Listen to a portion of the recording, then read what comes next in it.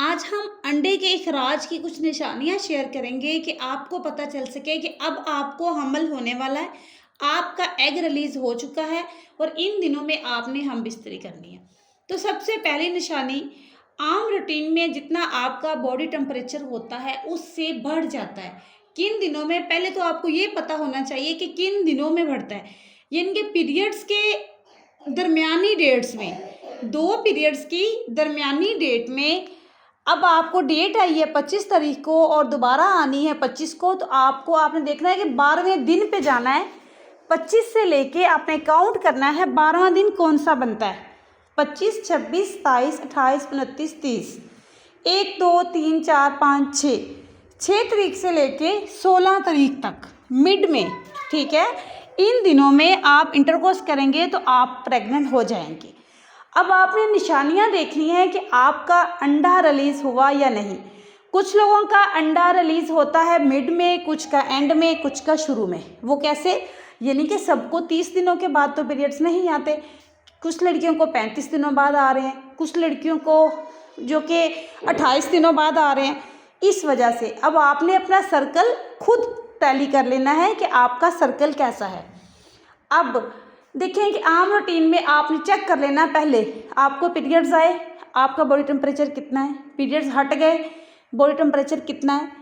अब आपने देखना है कि आप वक्तन फ़वक्तन फीवर चेक कर रही हैं, आपको फीवर नहीं है, लेकिन इन दिनों में आपको कम से कम एग वाला जो प्रोसीजर है ये 1 हफ्ते तक रहता है। एग रिलीज जो होता है पूरा 1 हफ्ता आपकी बॉडी हल्का टेम्परेचर बढ़ा देगी। दूसरी चीज़, आपको एक पेन होगा जो कि मेंसेस की शक्ल में हो सकता है या आपको डिलीवरी की पेन वाली शक्ल में हो सकता है। किसी को थोड़ा तेज़, किसी को थोड़ा कम। वो पेन आपको पेट में होगा, थोड़ा सा वो पेन तेज़ सा होगा, पतला सा होगा, अजीब सा होगा, यानी कि चलता हुआ, यानी कि दर्द एक जगह से दूसरी जगह जा रहा है।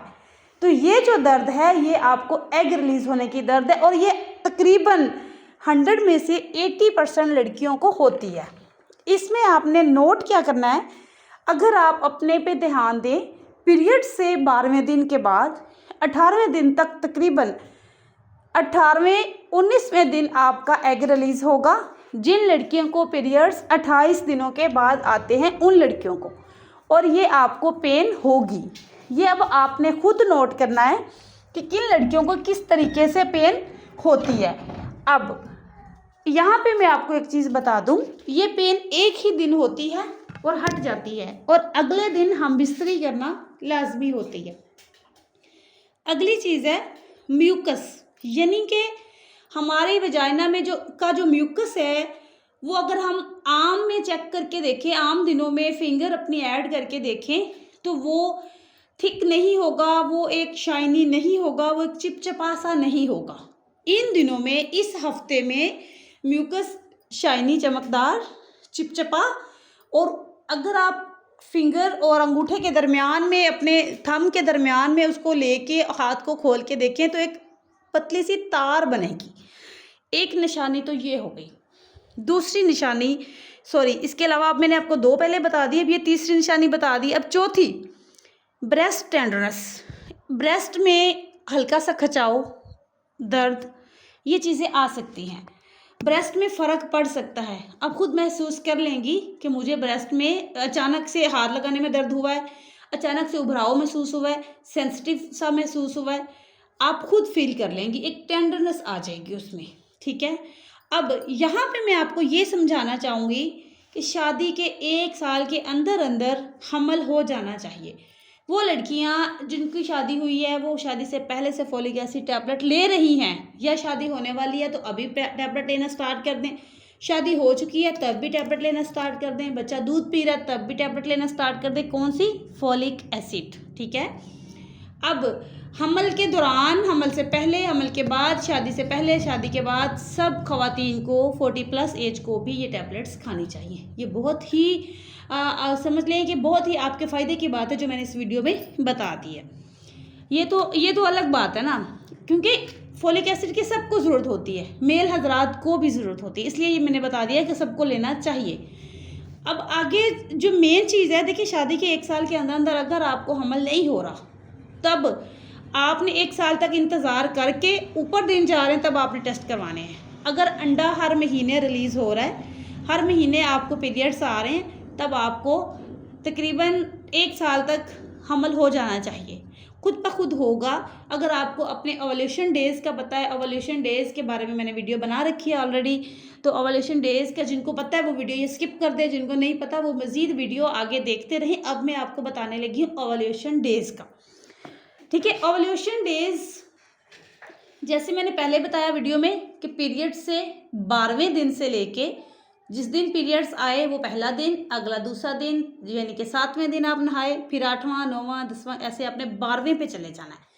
12वें दिन से लेके अगले 10 दिन, इन दिनों में एक दिन छोड़कर एक दिन आपने रिलेशन बनाना है उन लड़कियों ने जिनका एग हर महीने रिलीज होता है हमल के लिए, जल्दी और कुदरती हमल के लिए, ठीक है। इसके अलावा अपनी डाइट थोड़ी सी अच्छी करनी है, इसके अलावा एक्टिविटीज़ को थोड़ा सा बढ़ाना है, हार्मोन्स चेंज करने हैं, यानी कि आपने अपनी नींद पूरी करनी है, स्ट्रेस लेवल कम करना है। आजकल शादी होती है दूसरे महीने ही भी शोर मचा होता है घर वालों का कि भाई हमल नहीं हो रहा, इसको हमल नहीं हुआ, भाई आपको मेंसेस आ गए हैं, इंतज़ार में होती हैं कि मेंसेस आए या नहीं आए। देखिए ऐसा नहीं करें, आप शादीशुदा जोड़े को भी थोड़ा इंजॉय करने दें, इसके अलावा आप थोड़ा उनको रिलैक्स रखें, इंशाल्लाह खुद ब खुद होगा। अब अगर तो आपके अंडा रिलीज़ हर महीने हो रहा है, आपने एक्टिविटीज़ कर रही हैं, आपने अपने हेल्दी डाइट भी ले रहे हैं, आप वॉक, नींद पूरी, स्ट्रेस भी नहीं है, फिर भी आपको हमल नहीं हो रहा, ज़हनी दबाव कोई नहीं है, बाहर के खाने भी आपने छोड़ दिए हैं, चाय भी आप बहुत कम इस्तेमाल कर रही हैं, चावल भी कम, इस हफ्ते में 1 मरतबा आप इस्तेमाल कर सकते हैं। इसके अलावा दूध का 1 गिलास आप डेली ले रहे हैं, आयरन सप्लीमेंट्स भी ले रहे हैं, अगर आपको खुदा ना खास्ता पानी की कमी है तो पानी का इंटेक भी आप अच्छा रख रहे हैं। ये चीज़ें सब आपकी टैली हैं, रेडी हैं, बिल्कुल ठीक है। अब आपकी बारी आती है टेस्ट की। टेस्ट जो कि आपने पीरियड से 12वें दिन जाके अल्ट्रासाउंड करवा के पूछ लेना कि क्या डॉक्टर साहब मेरे अंडे बनते हैं या नहीं। डॉक्टर साहब आपको खुद बता देंगे कि आपके एग बन रहे हैं, एग का साइज़ छोटा है, एग का साइज़ बड़ा है या कितना है, ये किस चीज़ की आपको ज़रूरत है। इसके बाद आपने जाना है गायनोकोलॉजिस्ट के पास और एग की मेडिसिन लेनी है, अगर तो आप बिल्कुल ठीक हैं। फिर बारी आती है आपके हस्बैंड की। अब आपके हस्बैंड को टेस्ट करवाने हैं, उनको ये करना है कि आप अपने हस्बैंड को खुद, दोनों मियाँ बीवी के दरमियान में बात रखें, क्योंकि बहुत से भाई ऐसे हैं हमारे माशरे में कि जो इस चीज़ से घबराते हैं, वो टेस्ट करवाते ही नहीं है। हमारे पास लड़कियां आती हैं जो कि 15-15 साल से उनको नहीं हमल हो रहा, उनके हस्बैंड टेस्ट नहीं करवा रहे। सिर्फ ये बात मियाँ बीवी के दरमियान रख के अपने शोहर को समझा के आप ये टेस्ट करवा सकते हैं। तो मैं उम्मीद करती हूँ कि मेरी वीडियो समझ आई होगी, मेरे समझाने का तरीका आपको पसंद आया है या नहीं, कमेंट में ज़रूर बताना है। और नेक्स्ट वीडियो में किस चीज़ पे बनाऊँ ये आपने मुझे बताना है, और ये लाजमी बताना है कि आप कहाँ से हैं और कहाँ से मेरी वीडियो देख रहे हैं। Thank you so much.